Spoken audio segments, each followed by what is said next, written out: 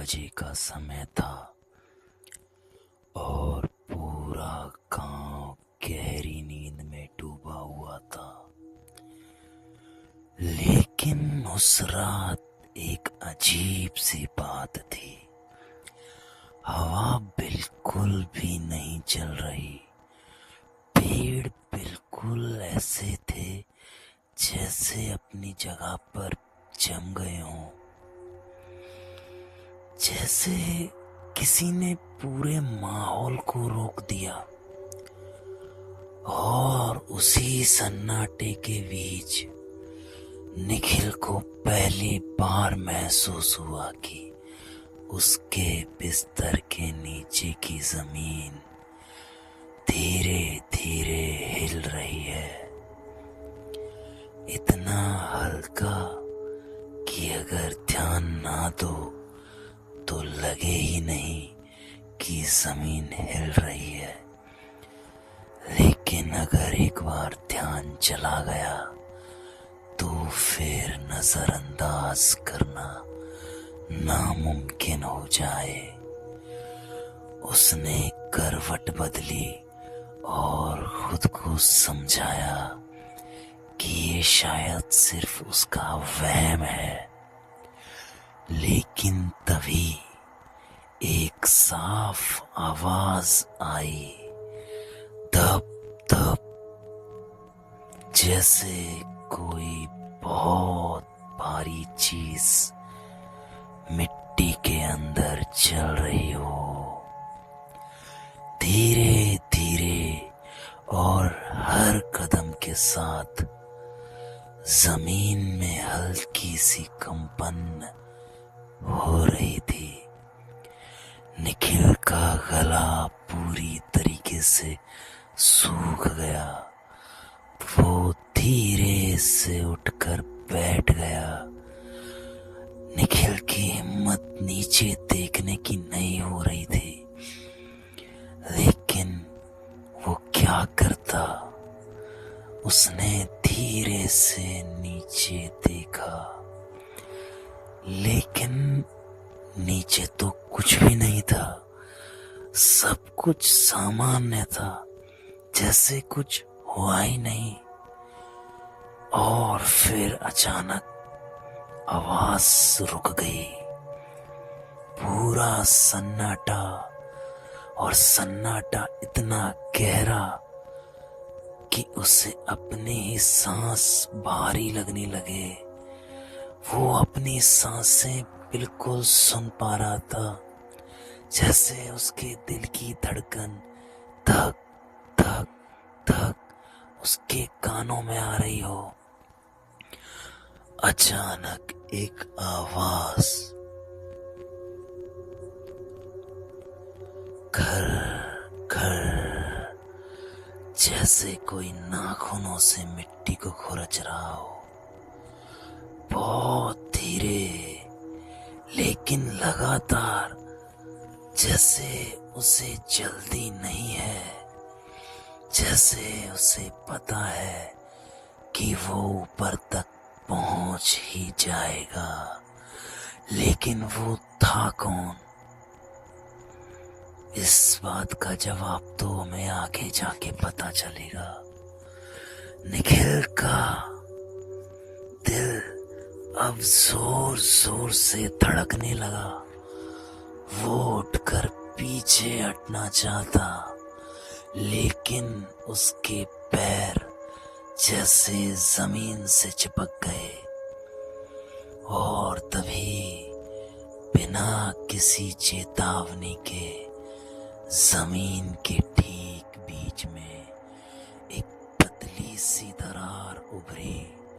इतनी पतली कि पहले कभी दिखी ही नहीं। लेकिन फिर धीरे धीरे वो और चौड़ी होने लगी, और उस दरार के अंदर से कुछ हिलता हुआ सा दिखाई देने लगा। पहले तो निखिल को लगा ये सिर्फ अंधेरा है, लेकिन फिर एक नाखून उस दरार से बाहर आया और वो उंगली सीधी नहीं उल्टी दिशा में मुड़ी हुई थी, जैसे किसी ने उसे तोड़कर गलत जगह जोड़ दिया हो। निखिल की सांस अटक गई। निखिल चीखना चाहता था लेकिन आवाज नहीं निकली। और फिर धीरे धीरे पूरा हाथ उस दरार से बाहर आने लगा। वो हाथ बिल्कुल सड़ा हुआ,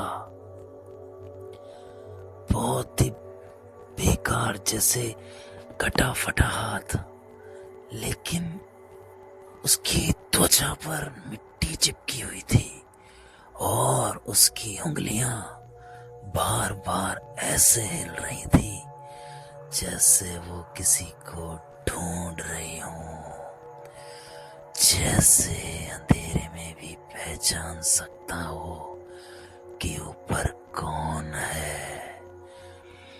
और तभी उस हाथ ने जमीन पर कुछ लिखना शुरू किया। बहुत धीरे धीरे मिट्टी में। तू फिर रुका ऊपर, और फिर आखिरी शब्द है। निखिल ये सब देखकर बहुत डर गया। उसके पूरे शरीर में सिहरन सी दौड़ गई। उसकी आंखों से आंसू निकलने लगे और तभी नीचे से आवाज आई, बहुत धीमी, लेकिन आवाज बिल्कुल साफ थी, जैसे कोई उसके कान के अंदर बोल रहा हो, तू भी नीचे आएगा। उस आवाज में गुस्सा नहीं, कोई जल्दबाजी नहीं थी, जैसे उसे पक्का पता था कि ये नीचे जरूर आएगा। बस जैसे ये पहले से तय हो।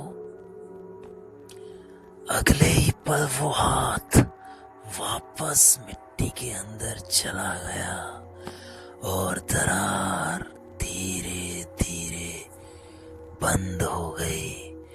लेकिन डर खत्म नहीं हुआ, क्योंकि इस बार आवाज बंद नहीं हुई। तब